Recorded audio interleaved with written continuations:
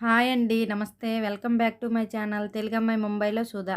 అందరూ ఎలా ఉన్నారు ఫ్రెండ్స్? నేనైతే చాలా బాగున్నాను. మీరు నా ఛానల్ ఫస్ట్ టైం చూస్తున్నట్లయితే please subscribe my channel, like and comment.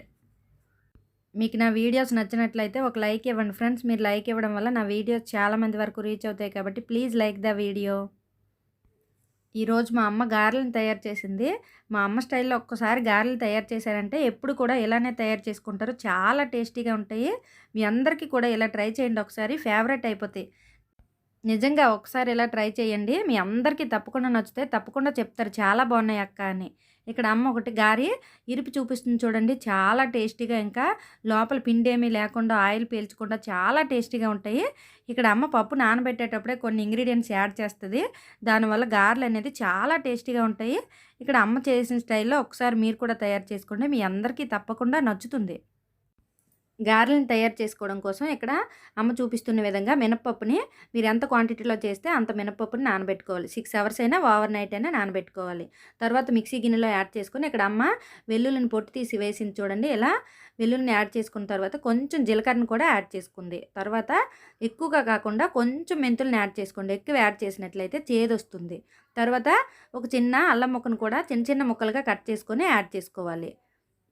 తర్వాత ఇక్కడ అమ్మ చూపిస్తుంది చూడండి. కొంచెం ఇంగువను కూడా యాడ్ చేసుకోవాలి. ఇక్కడ ఇంగువ పౌడర్‌ని యాడ్ చేసిందమ్మ. మీ దగ్గర మొక్కుంటే దాన్నైనా యాడ్ చేసుకోవచ్చు. తర్వాత మీరు తినే కారాన్ని బట్టి పచ్చిమిర్చిని కూడా యాడ్ చేసుకోవాలి. ఇక్కడ పచ్చిమిర్చి మేము కొంచెం కారం తక్కువ ఉన్నవి వాడతాం కాబట్టి కొంచెం ఎక్కువగానే యాడ్ చేసుకుంది.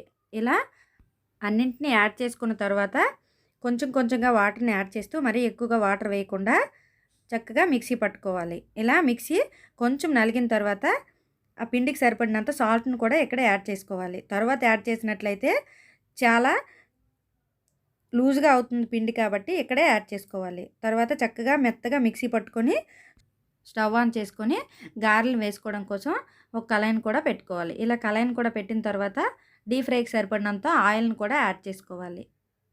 ఇక్కడ అమ్మ ఆయిల్ కూడా కళాయి వేడెక్కిన తర్వాత యాడ్ చేస్తుంది చూడండి. ఇలా డీప్ ఫ్రైకి సరిపడినంత ఆయిల్‌ని యాడ్ చేసుకోవాలి.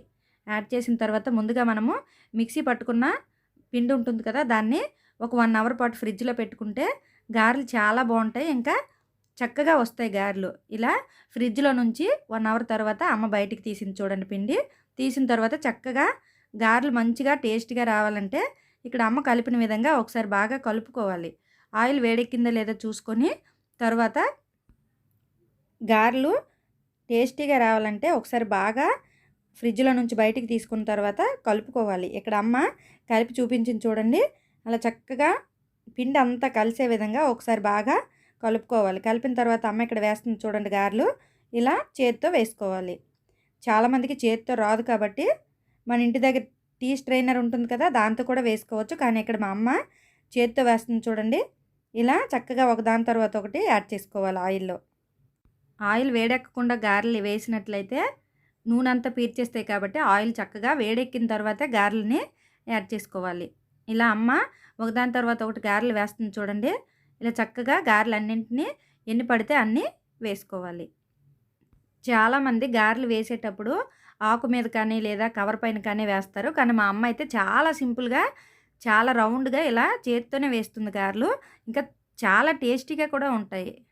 గారెలు వేసేటప్పుడు కొందరు సుజీ అంటాం కదా, గోధుమ రవ్వ లేదా మైదా పిండి, బియ్యం పిండి వీటిని కలుపుకొని గారెలు వేసుకుంటారు.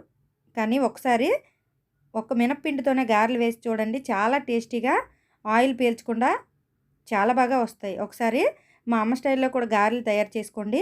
మీ అందరికీ తప్పకుండా నచ్చుతాయి. ఇక్కడ అమ్మ గారెలు వేసిన తర్వాత రెండో పక్కకు కూడా టర్న్ చేస్తుంది చూడండి. ఇలా రెండు పక్కల కూడా కొంచెం కలర్ వచ్చే విధంగా ఫ్రై చేసుకోవాలి.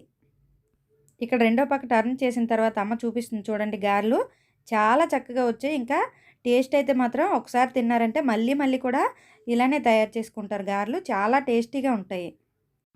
అస్సలు ఆయిల్ అనేదే పీల్చకుండా చాలా బాగా వస్తాయి గారెలు. ఇక్కడ చూడండి అమ్మ చూపిస్తుంది. ఎంత బాగున్నాయి కదా. మీరు కూడా ఒకసారి ఇలా తయారు చేయండి. మీ అందరికీ తప్పకుండా నచ్చుతుంది.